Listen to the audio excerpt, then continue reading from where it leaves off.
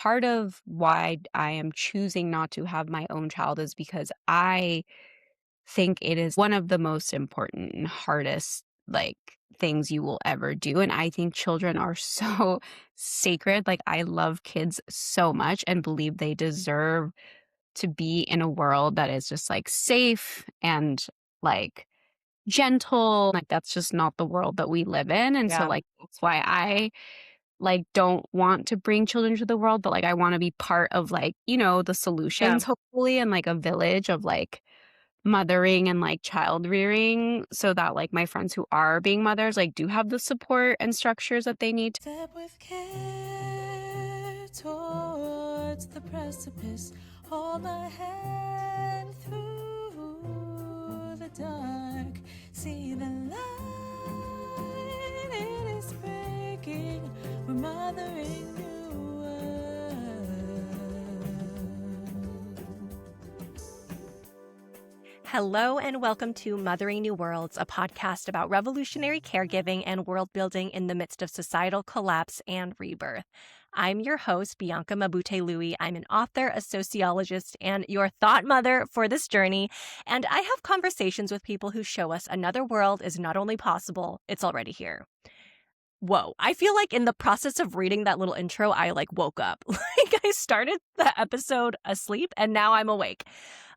Okay, so here we go. Today's episode is my first exclusive episode for Substack subscribers. I will play a clip of it for you all here.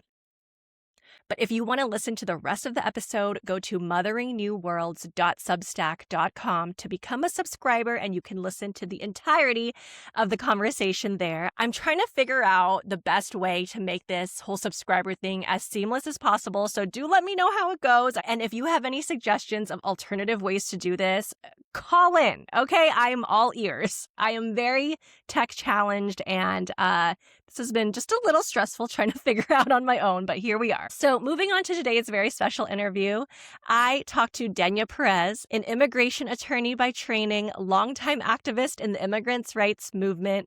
Currently, she works as a writer at the nonprofit Documented, where she recently interviewed Zohran Mamdani. No big deal. But beyond all of that, Denia is also a witch, a clown, the town jester of my heart, the godmother to my child, and my best friend. Denia also writes the hilarious and tender Substack, How to Survive Your Flop Era, where she chronicles her own unlearning about capitalism, perfectionism, and tending to your inner child/weirdo.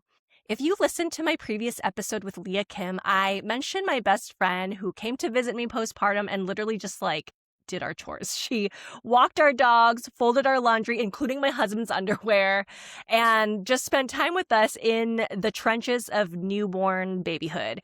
And I am just so deeply appreciative of that. I feel like that is part of mothering, is the tias and the aunties who show up for you.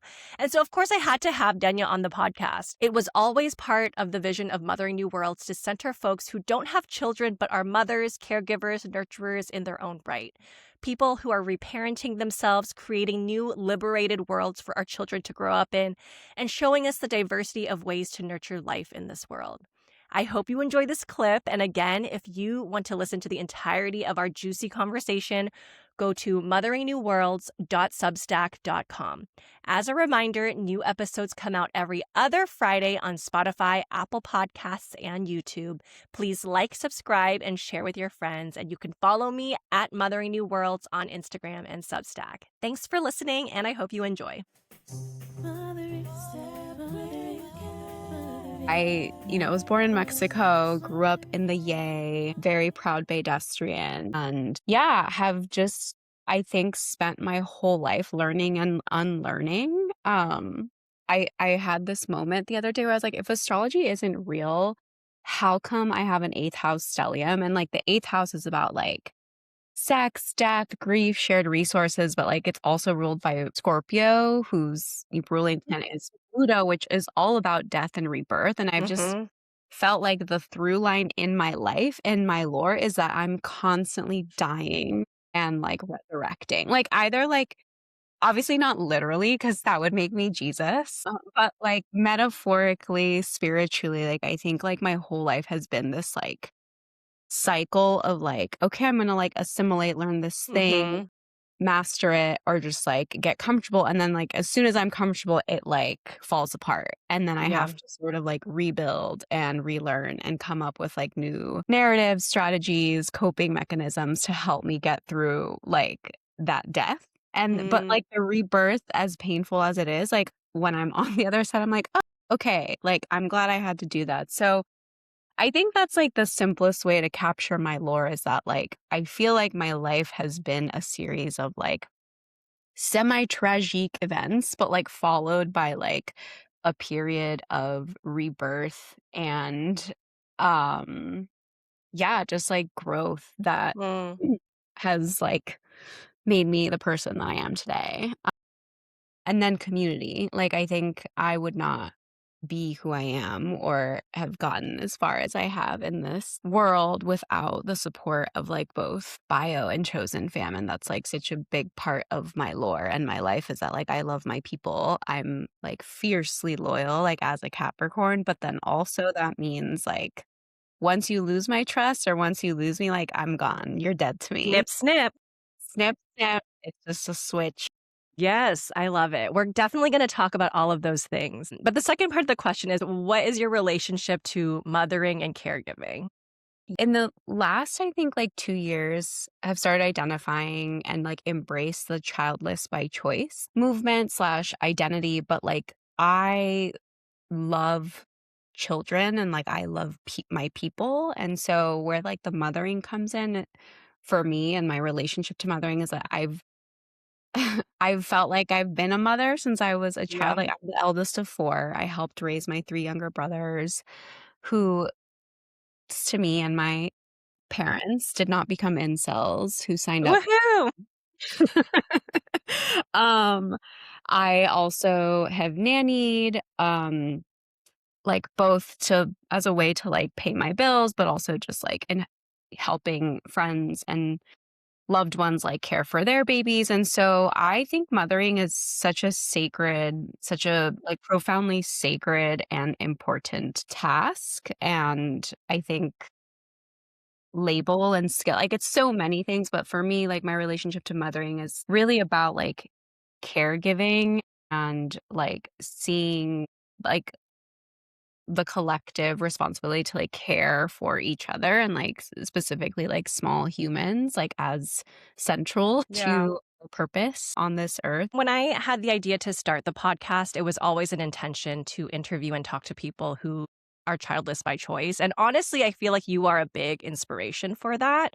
That and the book, this book I read, Revolutionary Mothering by Alexis Pauline Gumbs, where she talks about mothering is not an identity that comes from having biological children or not, but it's like our contribution and collective capacity to birth new worlds and to care for each other. And again, I just felt like that was so integral to the vision of why I started this. Also because that was so integral to my experience with you. Related to that, I just wanna talk more about, like, how you think of your own care. I also was lurking on your Substack, and you also wrote about it, the aggressive hospitality, you call it, of your family. And can you Mhm. talk about, like, what that means, what that has looked like, and how that has shaped how you show up in the world and for your communities? Yeah. So as I mentioned, I was born in Mexico, so I'm undocumented. I have DACA.